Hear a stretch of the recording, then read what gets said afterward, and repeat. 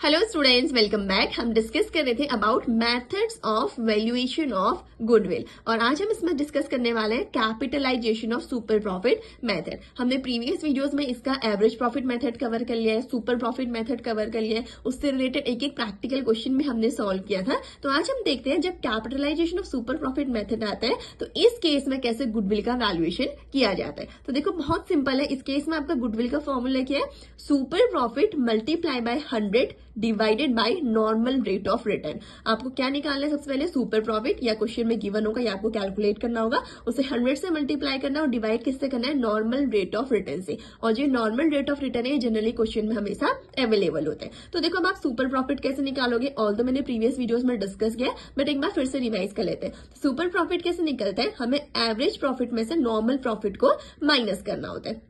अब अगेन आपका average profit और नॉर्मल प्रॉफिट कैसे निकलेगा? पहले देखते हैं नॉर्मल प्रॉफिट कैसे निकलता है। अगर क्वेश्चन में नहीं गिवन है तो आप कौन सा फॉर्मूला लगाओगे?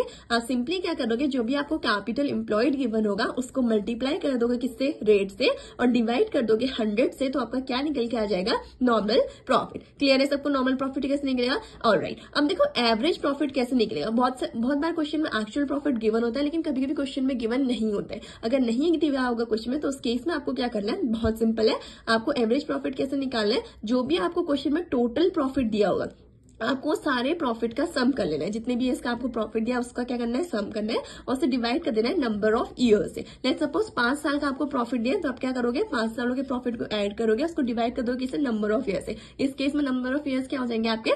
5। तो इसकी हेल्प से आपका क्या निकल के आ जाएगा? Average profit. तो आप इन दोनों की हेल्प से फिर सुपर प्रॉफिट कैलकुलेट कर लोगे। कैसे? इस एवरेज में से आप नॉर्मल प्रॉफिट को माइनस करेंगे और फिर बहुत सिंपल उसके बाद आपको क्या करना है? गुडविल के फॉर्मूले में से पुट कर देना है, जो कि क्या है? सुपर प्रॉफिट मल्टीप्लाई करोगे 100 से और डिवाइड कर दोगे इससे नॉर्मल रेट ऑफ रिटर्न से। तो इसकी हेल्प से आपका क्या निकल के आ जाएगा? Goodwill by capitalisation of super profit method.